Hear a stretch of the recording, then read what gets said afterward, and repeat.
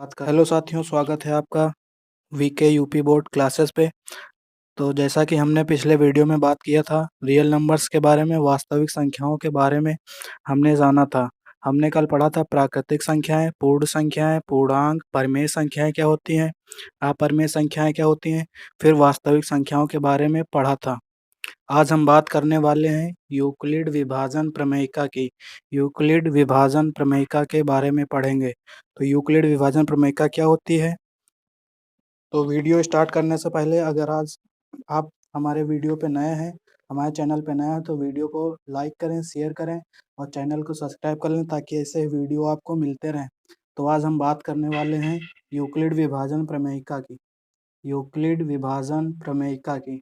तो यूक्लिड विभाजन प्रमेयिका क्या होती है? बेसिकली दो धनात्मक पूर्णांक ए तथा बी दिए रहने पर ऐसी अद्वितीय पूर्ण संख्याएं क्यू और आर विद्यमान हैं कि, मतलब दो धनात्मक पूर्ण संख्याएं ए तथा बी दिए रहने पर ऐसी अद्वितीय पूर्ण संख्याएं विद्यमान क्यू और आर विद्यमान हैं कि, ये क्या हो जाता है? ए बराबर बी क्यू प्लस आर।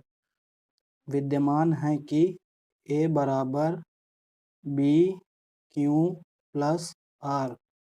ए बराबर बी क्यू प्लस आर, जहाँ पे आर जो होता है ये 0 के बराबर या फिर बड़ा लेकिन बी से छोटा, 0 के बराबर या बड़ा, 0 के बराबर या बड़ा या लेकिन बी से छोटा।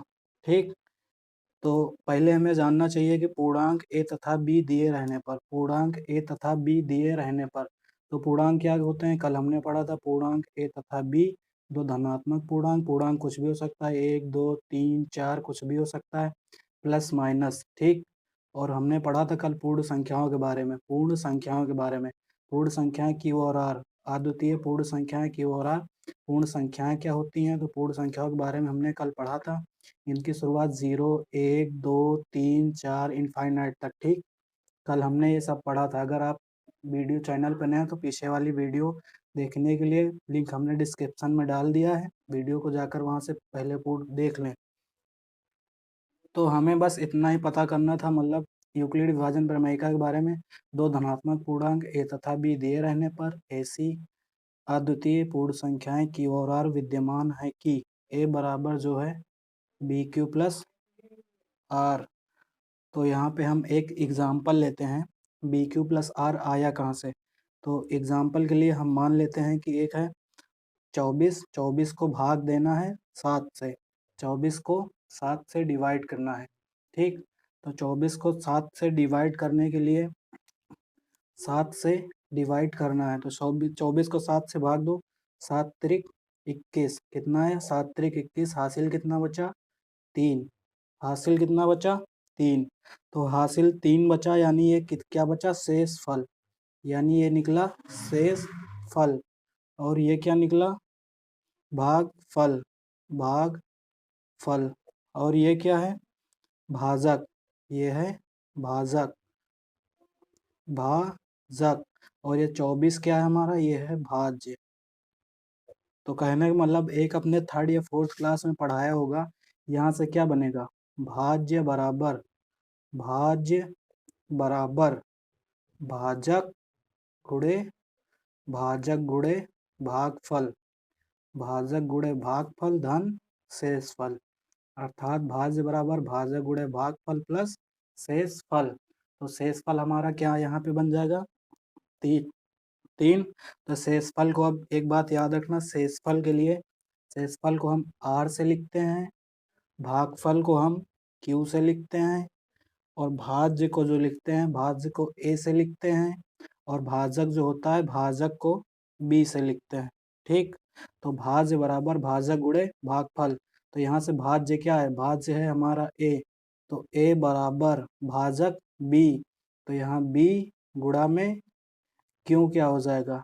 क्यों यानी क्यों, भागफल यानी क्यों, और प्लस शेषफल यानी आर।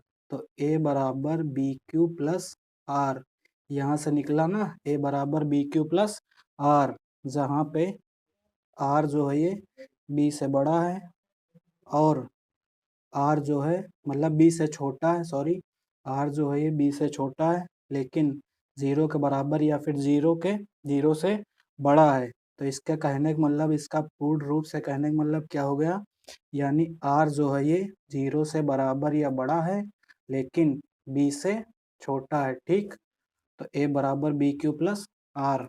तो इसके बाद यूक्लिड विभाजन प्रमेय का हमने देखा। दो धनात्मक पूर्णांक ए तथा बी दिए रहने पर ऐसी अद्वितीय पूर्ण संख्याएं पी क्यू तथा आर विद्यमान है कि ए बराबर बी क्यू प्लस आर, और इधर आर जो है ये 0 के बराबर या बड़ा और बी से छोटा होना चाहिए।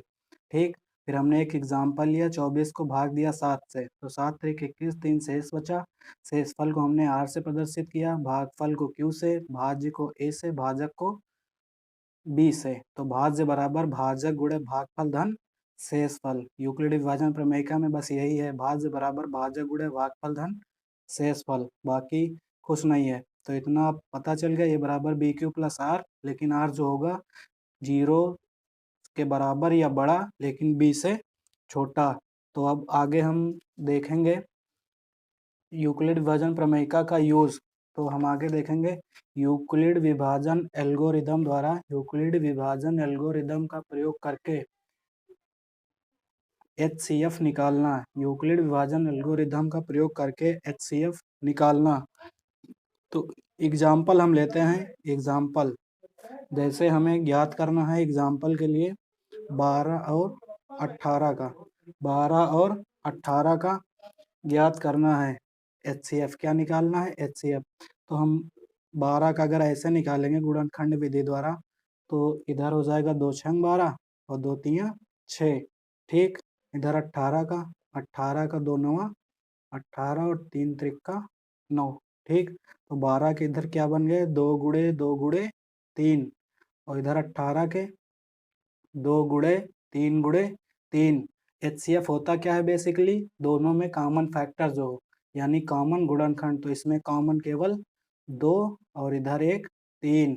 तो HCF कितना निकला, HCF 12, 18 का कितना निकला, 2 गुणा 3 बराबर 6। ठीक, 2 गुणा 3 बराबर 6। अब इसी को हम यूक्लिड विभाजन एल्गोरिदम द्वारा निकालेंगे। किसके द्वारा, यूक्लिड विभाजन एल्गोरिदम के द्वारा निकालेंगे। तो यूक्लिड विभाजन एल्गोरिदम में हम 12 को भाग देंगे, मतलब छोटी वाली संख्या को बाहर रखेंगे, बड़ी वाली संख्या को अंदर। तो 18 अंदर ले लिया, बड़ी थी, और 12 छोटी थी तो बाहर ले लिया। इसको भाग दो, 12 एकम 12, हासिल कितना बचा, 6। ठीक, हासिल कितना बचा, 6। अभी इसको अब भाग दोगे, मतलब 6 ये। अब इस 12 को अंदर ले आओ, है ना, इस 12 को अंदर ले लो, 6 दूनी 12। तो यहाँ पे कितना बचा, 0। 0 बचा, तो 0 जैसे ही यहाँ पे 0 बच जाए, वैसे ही जो ये भाजक आया है, भाजक, यही हमारा हो जाता है HCF। क्या हो जाता है, HCF। बस यूक्लिड विभाजन एल्गोरिदम का प्रयोग करके HCF निकालने के लिए बड़ी वाली संख्या हमने अंदर रखी, छोटी वाली संख्या 12 हमने बाहर रखी, 12 से डिवाइड किए, इधर 6 बचा हासिल, फिर 12 अंदर ले आए, फिर 6 दूना 12 2 बार, तो शेषफल 0। जैसे शेषफल 0 बचा, तो ये जो भाजक था लास्ट वाला, यही हमारा क्या हो गया, HCF। ठीक, पहले भी HCF 6 आया, अब भी HCF 6 आया। अब दूसरा एग्जाम्पल लेके देखें हम, तो इसके स्टेप क्या लिखेंगे, स्टेप भी लिखना पड़ेगा ना। तो स्टेप क्या लिखेंगे, फर्स्ट स्टेप हम लिखेंगे ए बराबर बी क्यू प्लस आर, है ना। तो यहाँ पे ए ये हो जाएगा, बी ये हो जाएगा, और क्यू ये हो जाएगा। ठीक, देखो इधर ए बराबर बी क्यू प्लस आर, तो यहाँ से 18 बराबर क्या हो जाएगा, 12 गुणे 1 और प्लस कितना बचा था हासिल, 6, तो 6। ठीक, अब यहाँ पे सेकंड स्टेप क्या बनेगा, सेकंड स्टेप देखो क्या बनेगा, है ना, मतलब 18 बराबर 12 गुणे 1 प्लस 6। उसके बाद अब ये वाला भाज्य ले लो, है ना। तो 12 बराबर अब की बार बनेगा 6 गुणे 2 प्लस 0, 6 गुणे 2 प्लस 0। और जैसे ही यहाँ पे 0 आया, तो ये जो तुलना करने पर ये ए बराबर बी क्यू और प्लस आर आया। तो यहाँ पे b का मान जो होगा मतलब ये 6, जैसे यहाँ पे 0 है, ये 6 जो होगा यही हमारा HCF होगा। ठीक, तो हम उम्मीद करते हैं कि वीडियो आपको पसंद आई होगी। इस वीडियो को 1 से 2 बार, 2 से 3 बार देखें ताकि पूरी तरीके से समझ में आ जाएगी कैसे एल्गोरिथम का प्रयोग करके, यूक्लिड विभाजन एल्गोरिथम का प्रयोग करके HCF निकाला जाता है। ठीक, तो पहले हमने देखा था क्या, यूक्लिड विभाजन प्रमेय का दो धनात्मक पूर्णांक a तथा b दिए रहने पर ऐसी अद्वितीय पूर्ण संख्याएं b q और r विद्यमान है कि a बराबर बी क्यू प्लस आर। फिर हमने देखा कि r जो होता है ये 0 के बराबर या बड़ा लेकिन b से छोटा। फिर यहाँ पे भाज्य बराबर भाज्य गुणे भागफल धन शेष फल। बस, तो आज के लिए इतना ही, मतलब तो यूक्लिड विभाजन प्रमेय का ये हमारा समाप्त हो गया। अगले वीडियो में हम प्रश्नावली 1.1 की बात करेंगे। तो अगर वीडियो पसंद आया हो तो वीडियो को लाइक करें, ज़्यादा से ज़्यादा शेयर करें और चैनल को अगर सब्सक्राइब नहीं किया अभी तक तो चैनल को सब्सक्राइब करें। धन्यवाद।